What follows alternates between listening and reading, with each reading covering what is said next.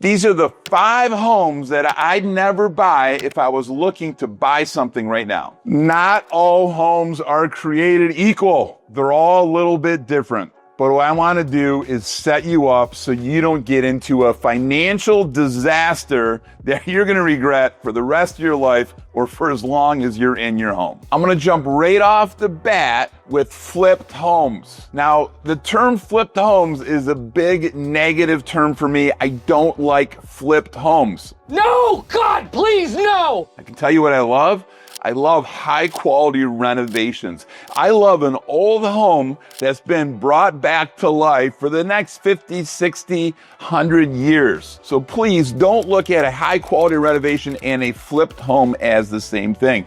When I say flip, I think quick and dirty. Slap some peel and stick carpet tiles down, slap a coat of paint on, weak craftsmanship, hide stuff behind the walls that people don't know. So you want to look at stuff that's done well. Something else with a flipped home to think about is this. The furniture that's staging it doesn't come with it. So stop looking at that cool couch and that end table and that great piece of artwork on the wall, because guess what? When they pull that stuff out, you're left with just the house itself. So work hard to look past the fluffy stuff and the staging of the house to look at the house itself and see if it was done well or if they cut a bunch of corners to maximize margin. A great way to protect yourself is with a really good home inspector to get in and look at the house. A good home inspector is going to be able to look at the items that corners may have been cut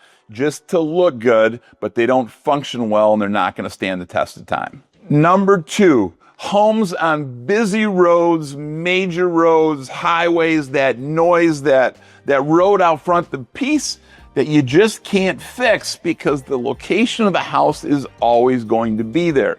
If you're thinking twice when you're buying it because of that busy road, guess what?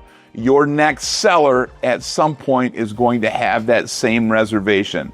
With kids, with backing in and out of the driveway, noise, all those things can be a big deterrent.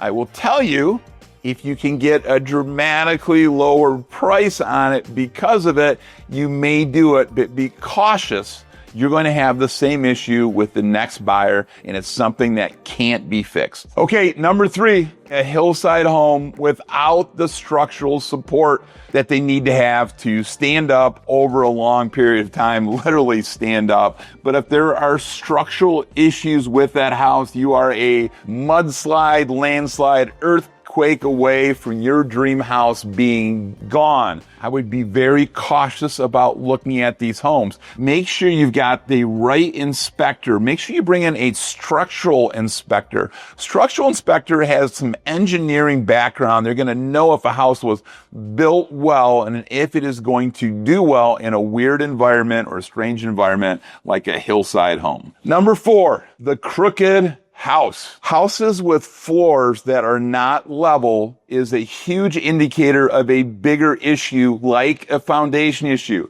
That house was not built that way. That house shifted at some point.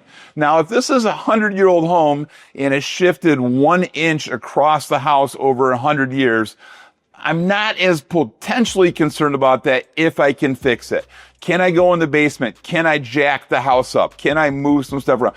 Can I fix that? If I'm looking at a 5, 10, 20-year-old house that has that same issue, I'm looking at something that's not going to be as easy to fix, where the footing's put in bad. Bad footing, meaning that footing is sinking, is going to make your whole house crooked, and it could cost you thousands and thousands of dollars over the long run. Ask questions, get curious, figure it out before it becomes your nightmare. For most people, don't buy a house with bad, outdated electric and bad, outdated plumbing. I myself don't mind it because I know what I'm getting into and I build that as an item to get repaired.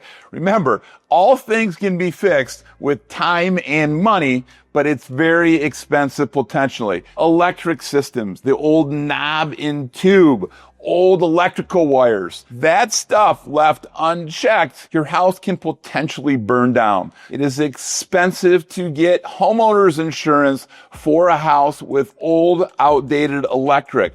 Along those same lines are plumbing. The old galvanized plumbing systems that start off with a 3/4 of an inch pipe, but at the time, 100 years later, it might be able to fit a pin through the middle of that. So you get low water flow and you have rust and corrosion in those pipes. They can be big issues. They can be fixed, but they're big issues.